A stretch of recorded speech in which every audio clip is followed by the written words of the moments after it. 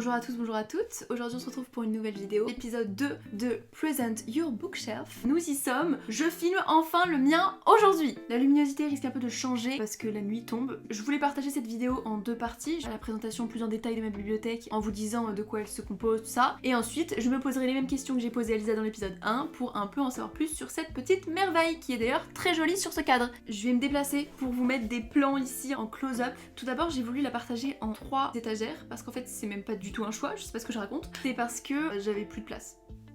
C'est tout. Ma répartition est très simple. Première étagère, celle-ci, on a des sagas, 365 jours, Set Me Free, Le Prince Cruel, After, ensuite quelques livres de développement personnel, des mangas et mes romans graphiques. C'est beauté, je vais vous mettre des images ici, trop beau. Deuxième étagère, là on a tous mes romans brochés, donc j'ai essayé un peu de les classer par couleur, tout ça, mais bon on n'est pas encore sur le meilleur rangement. Et pour finir, parce que c'est très rapide, on a la dernière étagère où il y a en fait des poches. Que dire de plus? Voilà, vous allez les voir ici, pareil j'ai essayé de les trier un peu par couleur, mais ça fait pas trop d'harmonie en fin de compte. Mais voilà, je me remets au centre de la vidéo. Je suis un peu plus gênée parce que je suis toute seule devant la caméra, mais ça va aller. J'ai préparé quelques questions. Du coup, première question, comment j'ai commencé la lecture? Voilà, je m'interviewe toute seule, c'est un peu mégalo mais c'est pas grave. Donc j'ai commencé la lecture comme à peu près, je pense 90% du BookTok, avec les After. Je pense que j'étais en 4ème. J'ai été fan des films, ce qui fait que j'ai voulu lire les livres, et c'était des livres qui étaient hyper faciles à lire. Je me les suis enchaînés, tout ça, et j'ai développé une fan addict pour ces livres, malgré le fait que maintenant j'ai grandi et que je pense plus du tout la même chose. Après réflexion, c'est vrai que c'est pas des livres que j'aurais aimé aujourd'hui, parce qu'en fait c'est trop cucu, et moi maintenant en grandissant j'ai besoin de quelque chose de plus badass et surtout de plus profond, parce que là c'est des histoires qui se basaient seulement sur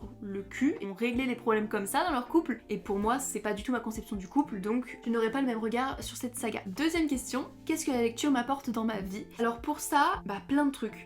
Logique. Faut savoir que à un moment de ma vie, il y a peut-être 2 ans maintenant, j'ai décidé que j'allais remplacer les séries par la lecture. Je ne trouvais pas mon bonheur dans les séries, donc je me suis dit lecture. J'étais dans un moment de ma vie où ça n'allait pas du tout, je ne trouvais pas la lumière de la vie, c'était un calvaire, je me sentais très mal, et la lecture m'a un peu sauvée de cette phase-là. Elle m'a fait trouver ce que je cherchais dans la vie, et ce que la vie n'était pas capable de m'offrir sur le moment. J'y trouvais du réconfort, du divertissement, de la compréhension pour moi-même, que je trouvais pas à l'époque. C'est la lecture qui m'a le plus aidée à cette période-là, donc je ne remercierai jamais assez, parce que je pense qu'elle m'a aussi aidée à me reconstruire. Et à côté de ça, quotidiennement, la lecture ça m'apporte du divertissement, de l'apaisement, et aussi de la douceur. C'est-à-dire que quand on a envie d'être calme et de plus avoir le bruit de toute la vie autour, on lit une page. Ça fait du bien quoi. Qu'est-ce que je lis et de quoi se compose ma bibliothèque? Déjà de la romance, soit de la dark romance, la romance fantasy, même si ça j'en lis beaucoup moins. Mais à côté de ça, j'essaie de me diversifier et j'adore, je trouve ça hyper intéressant. C'est-à-dire que j'ai récemment acheté des romans graphiques, des mangas, et des livres de développement personnel. J'ai adoré découvrir d'autres choses. Alors ensuite nous avons une question, les endroits où j'aime lire avec mes ressentis en fonction de chaque endroit. Je vous dirais direct mon lit. Sauf que comme je suis une personne qui est H24 dans son lit, je ne fais rien d'autre. Des fois d'être dans mon lit, ça me lasse. J'ai l'impression de rien faire quand je suis dans mon lit. Et du coup je change d'endroit, je me mets sur mon canapé. Des petits endroits un peu cocooning de ma chambre. Du coup là, généralement c'est dans les endroits typiques. Ensuite nous avons comment est organisée ta bibliothèque, par couleur, par genre, par tout ça. Je vous l'ai présenté en fait, donc bon je vais peut-être pas épiloguer là-dessus. Quel budget je consacrerai aux livres par mois? Là à première vue je vous dirais pas beaucoup. J'ai l'impression que je n'achète pas beaucoup. Mais en fait si, j'achète tout le temps en fait. Juste je m'en rends pas compte. Avec le pass culture, je dirais une bonne 50aine d'euros. Et sans le pass culture, pareil en fait. Je commande sur Amazon, j'achète chez Leclerc. 60% de ma bibliothèque, c'est des livres que je n'ai pas encore lus. Une autre question, présente-moi un livre qui est cher à ton cœur. Je pense que j'en ai plusieurs. Bon, j'ai pas su choisir, je vous en ai choisi 2. Je vous ai pas choisi les dark romance parce qu'en soi, tout le monde ne lit pas dark romance, donc je vais pas vous conseiller quelque chose qui est un peu controversé niveau éthique. Je commencerai par Take Me Away. Généralement, les livres que j'adore, c'est ceux où j'ai parlé avec l'autrice après, parce que j'aimais tellement le livre que je me devais d'envoyer un message à l'autrice. Je vous l'avais présenté sur TikTok. Ça parle d'une femme qui appréhende sa vie après des traumatismes sexuels. C'était dans ma période sombre, on va dire. Ce livre, il m'a vachement réconfortée dans l'humain en général. Mais en fait, dans tout ce livre, il n'y avait pas de cul. Moi, ça m'a beaucoup aidé de savoir qu'on pouvait faire une romance forte sans relation sexuelle. Et moi, c'est mon avis personnel parce que je pense que tout le monde ne pense pas comme moi. Mais personnellement, quand il y a beaucoup de relations sexuelles sans vraiment de profondeur, je déteste. J'arrive pas à m'attacher au personnage. Et en fait, on voit comment elle affronte les relations et comment l'amour vient entrer dans ce schéma-là de traumatisme sexuel, tout ça. Et j'ai jamais eu un protagoniste masculin qui était autant attentif et autant attentionné. Et c'est 2 livres que j'ai annotés. Oh, il y en a un que j'ai oublié. Oh, je m'en veux.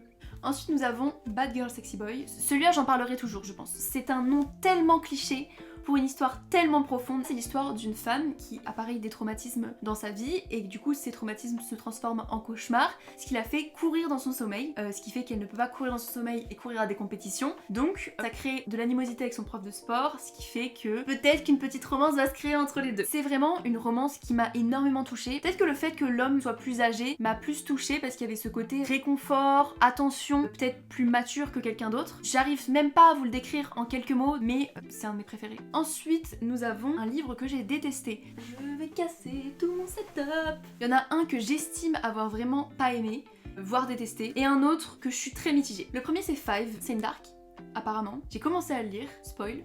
Et il y a une scène où il se chauffe un peu tout ça et elle dit qu'elle a pas envie. Et au final, elle a envie.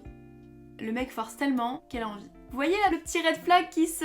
Je pouvais pas lire un livre où ça commence par céder, relation sexuelle. Céder n'est pas consentir. Céder n'est pas consentir. Ça, faut que ça rentre dans les esprits s'il vous plaît parce que ça là, on le lit, on banalise le viol. Je n'ai pas lu la suite, je n'ai pas le droit d'avoir un jugement sur un livre que je n'ai pas fini, je suis d'accord avec vous. Mais pour moi, c'est de la culture du viol. Et après on va dire aux gens, non mais c'est bon, t'as dit oui, non t'as cédé. C'est pas consentir. Et donc, je l'ai vraiment détesté. Voilà, j'ai une petite haine. Vous ressentez dans ma voix la petite haine. Et ensuite, bon du coup, à côté, celui-là, c'est vraiment une poudre. Il a été hyper hypé sur TikTok. Va savoir si c'est parce que c'est de la fantaisie et que j'en ai jamais lu, mais... J'aimais pas, c'était lent. J'avais du mal aussi à les imaginer grands. Pour moi, ils avaient tous 10 ans. Pour finir, nous avons prochaine lecture de ta liste. Bon, actuellement, je lis Nana, un manga. Je vous en ai parlé sur mon Instagram d'ailleurs. Puis tout à l'heure, je cite mon Instagram, mon TikTok, tout ça. Je vous mettrai tout dans ma bio. Du coup, ma prochaine lecture sera Purple Heart. J'ai eu un bug de caméra, donc je redis ce que j'avais dit au moins 6 fois. En fait, j'aimais tellement ce film que j'avais besoin de l'avoir en livre. Je suis un peu folle. Petit tips, les brochets en anglais sont beaucoup moins chers que les brochets en français. Donc, faut devenir bilingue, ça aide.